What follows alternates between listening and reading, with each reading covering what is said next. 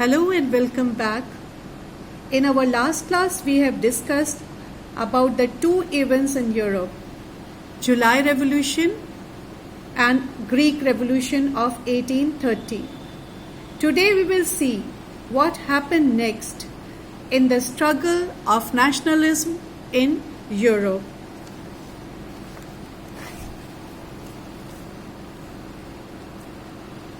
The feeling of nationalism did not come about only through wars and territorial expansion, but culture played an important role to arouse the feeling of nationalism. Art and poetry, stories and music helped to express and shape national feelings in Europe. And this led to the beginning of a new movement which is known as the Romanticism. Now, what is Romanticism? Romanticism means a cultural movement to develop a particular form of nationalist sentiment. Romantic artists and poets made an effort to create a sense of shared collective heritage, a common cultural past as the basis of nation. One German philosopher, Johann Gottfried Herder, popularized the true spirit of nation through folklore, songs, poetry, folk dances among the common people. Now, folk songs means local songs, poetry, stories in the local languages.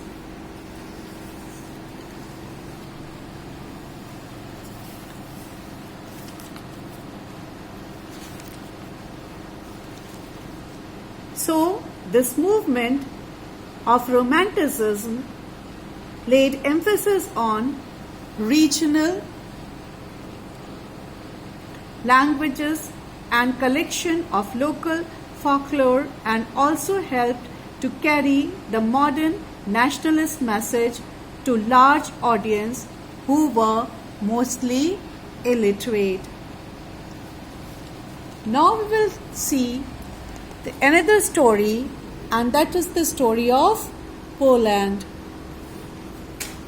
By the end of the 18th century, Poland was partitioned by great powers, Russia, Prussia, Austria.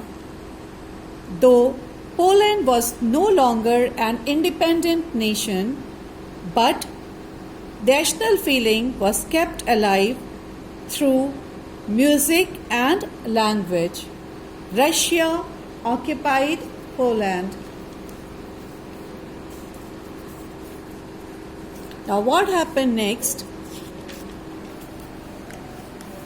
Russia removed Polish language in Poland, implemented Russian language in schools, colleges, and offices.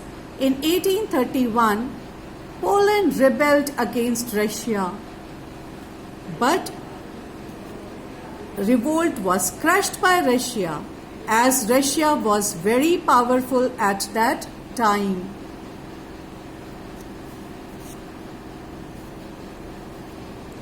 Following this, many members of clergy in Poland began to use Polish language in church gathering, and all religious instructions were given in Polish language as a national resistance against Russia.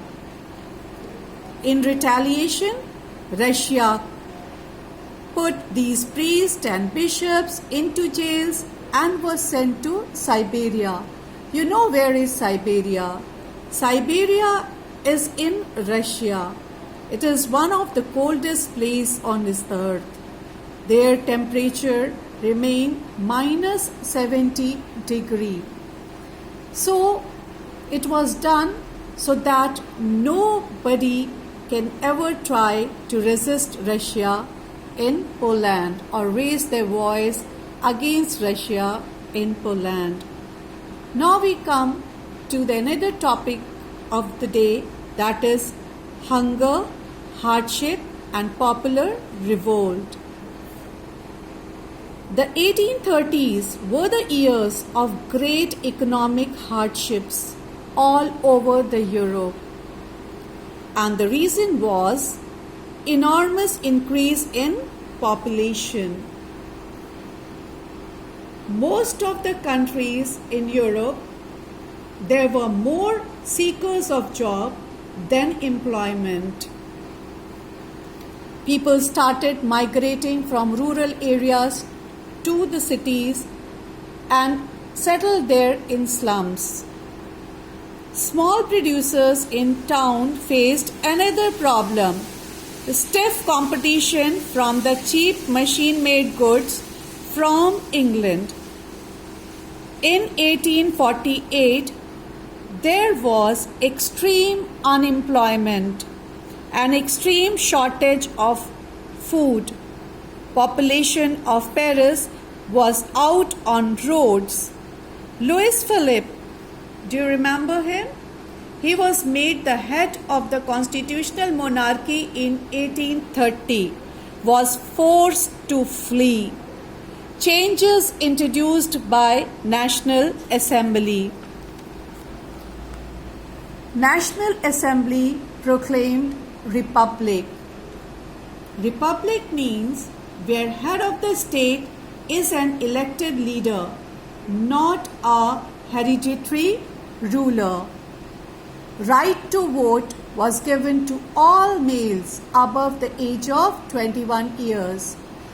Right to work was guaranteed. National workshop was provided.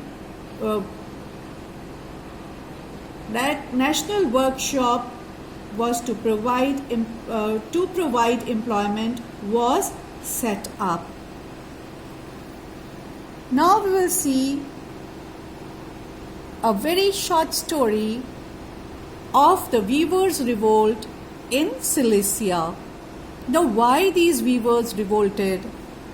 They revolted against their contractor. Contractor used to provide them raw material and take finished goods from them. But these contractors reduced payment drastically, and this annoyed the weavers. On 4th June 1845, weavers marched up to the mansion of the contractor, demanding higher wages.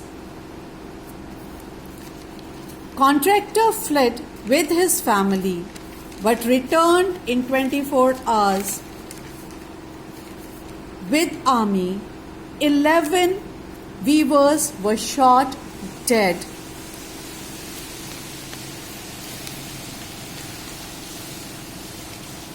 So, with this we come to an end to our today's class.